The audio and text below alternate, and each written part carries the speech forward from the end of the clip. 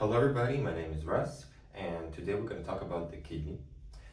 Kidney is a topic that's often tested on the MCAT, and it's important to have a good understanding of it. And today we're going to focus specifically on what's called a nephron, and it is defined as a functional unit of the kidney. So a single functional unit. And there are thousands, if not millions of these in a kidney, but they all function similarly, okay? And so kidney is actually one of the most efficient organs in our body.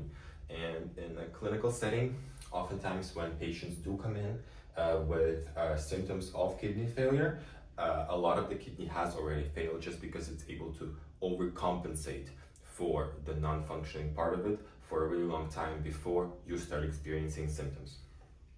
I just wanted to share that. And so let's start with the basic, with sort of the big picture. So this bean-shaped structure is representative of the kidney. And we're going to focus on two areas called the cortex and the medulla in the kidney. So the cortex is represented right here, sort of with this purple color, and the medulla is represented by these green triangles in here. So we often see this pattern in biology, and the cortex is going to be more superficial to the kidney, so it's going to be on the outer surface of it, and the medulla is going to be deeper in the kidney, so it's going to be towards the center of it. Okay, and so right here, this dotted line is where the nephrons are divided between the cortex and the medulla, and this is called the corticomedullary junction, okay? But we'll come back to that. So, how do we filtrate our blood through the kidney, right? It all begins with oxygenated blood arriving at the glomerulus, okay? So this structure right here, this cup-shaped structure, is going to be called the glomerulus.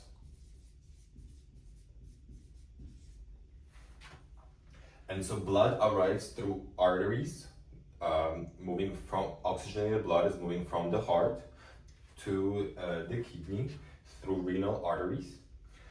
And at some point the arteries become arterioles, okay?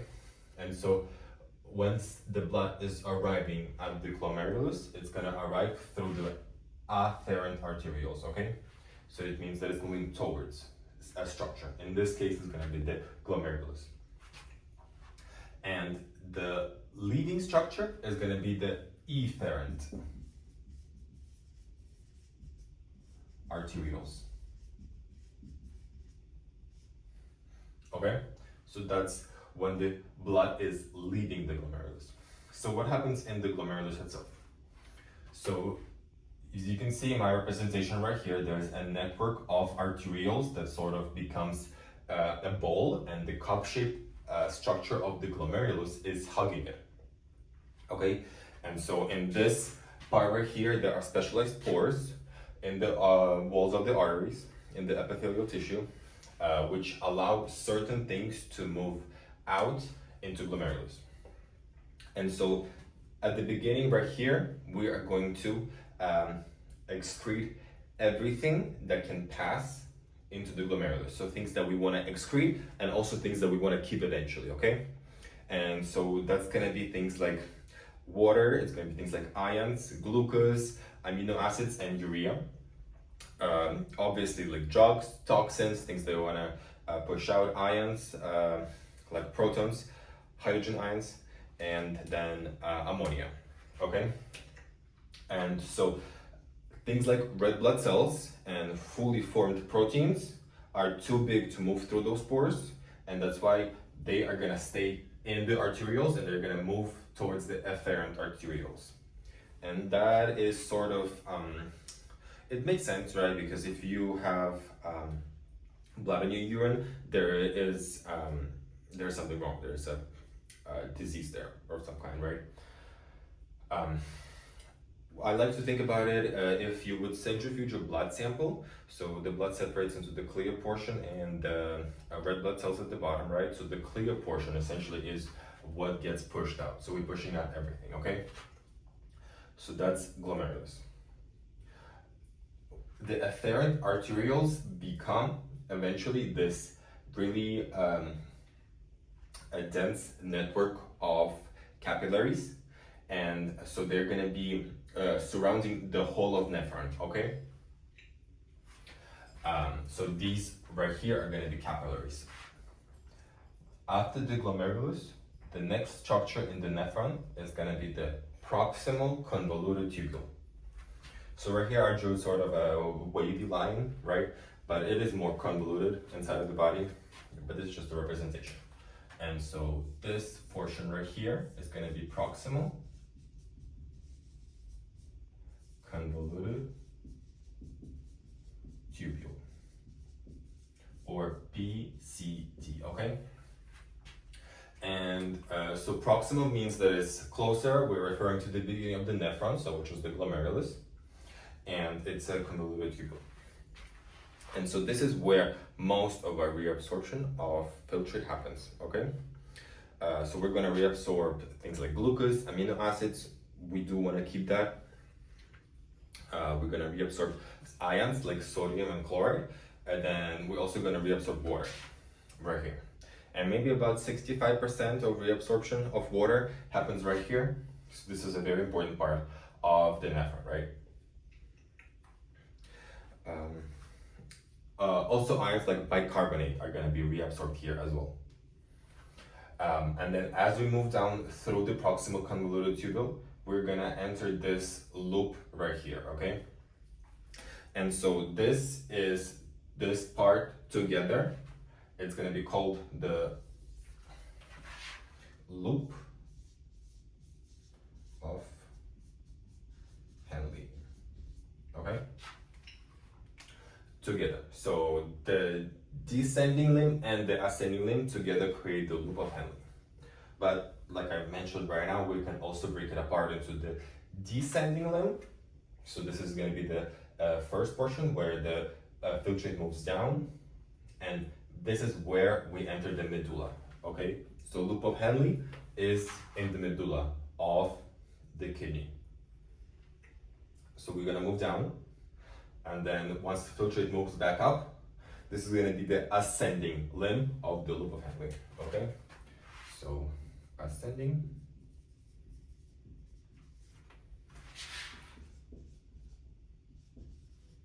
descending. And we're referring to the movement of the filtrate through the nephron. So right here you can see that there's a thick portion and there's also a thin portion, right? And they're present in both the ascending and the descending limb of the loop of Henle. So the descending limb, it is going to be permeable to water, meaning water can move through the walls of the descending limb into the interstitial space, so into the tissue. But it's going to be non-permeable to ions. So things like sodium and chloride, like I said, can move freely through the proximal convoluted tubule. They're not going to be able to move in and out of the descending limb of the loop of Henle. But later in the ascending limb, we're going to have reverse. So the water is not able to move through the ascending portion of the loop of Henle, but ions are able to move through. So like sodium, chloride, and also potassium in this thicker portion.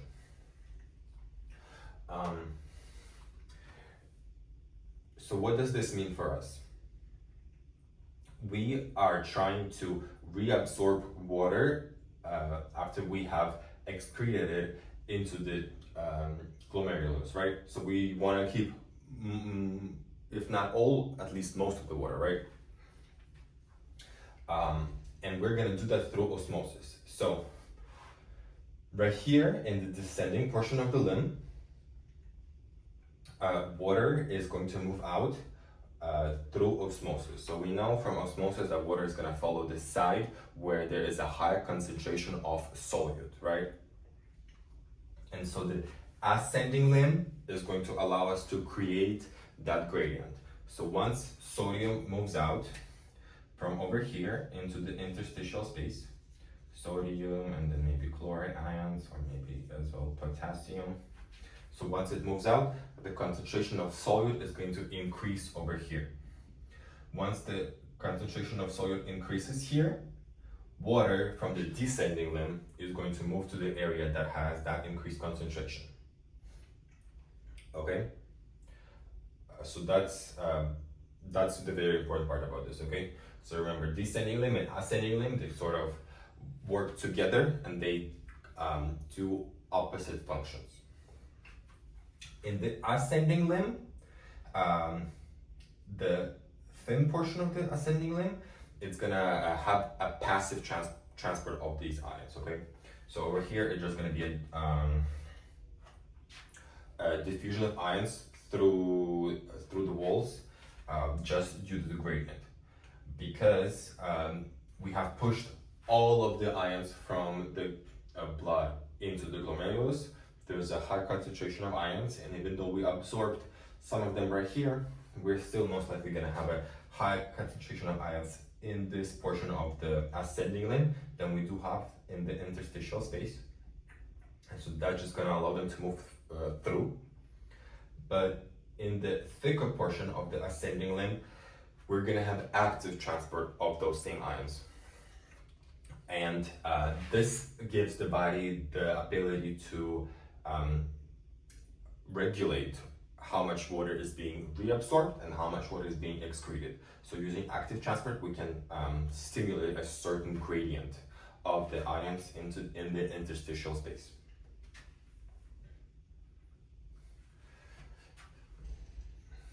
Okay. So once we are done with moving through the ascending part of the loop of Henle, we're gonna enter the distal convoluted tubule. And so it's just opposite to proximal, it's distal. It is similar in shape, but it's just further away from the glomerulus, so that's why we call it distal convoluted tubule, or DCT. Okay. I'm sorry, so just to clarify, the water is going to move into the interstitial space first, following the gradient of the ions, and then from over there, it's going to get absorbed by all of these arteries right here, and brought back into the bloodstream. Okay, sorry, I just had to make that clear. Okay. And so in distal convoluted tubule, we're just gonna, fine tune exactly what is being excreted. So we're gonna reabsorb sodium, we're gonna reabsorb calcium, we're gonna reabsorb chloride, and then we're gonna excrete potassium and hydrogen ions, so protons.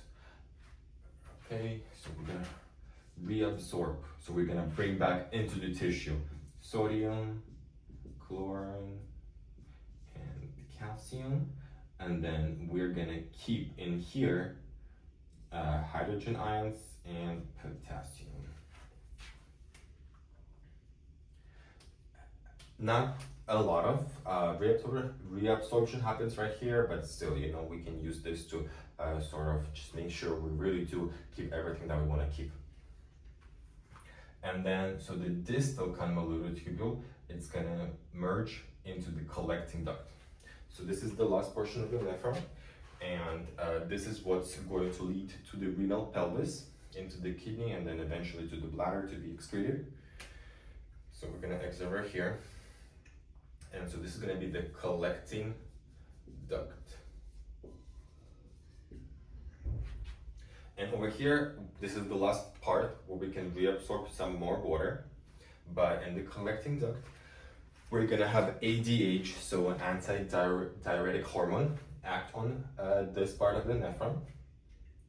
And what that's gonna do is gonna increase the amount of aquaporins that are present on the wall of the collecting duct. So aquaporins are specialized channel proteins that allow water to move through the membrane of the cells, at a much, or the wall right here in this case, at a much higher rate. So it is going to be a facilitated diffusion. So it's not active transport yet because we're not using ATP or any energy in that source, but we are going to have a channel protein that's going to allow a lot of water to move through it quickly.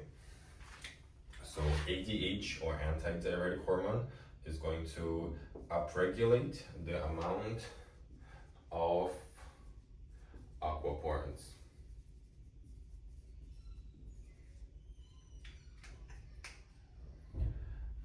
And water is going to be able to move back into the tissue.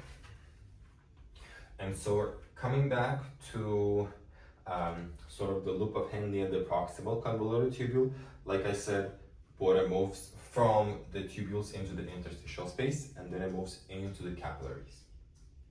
Once water has removed to the bloodstream, it's going to come back and it's going to become deoxygenated blood flowing through the veins, and then venules, then the veins, and then it's going to go back to the heart to be reoxygenated and circle around the body once again.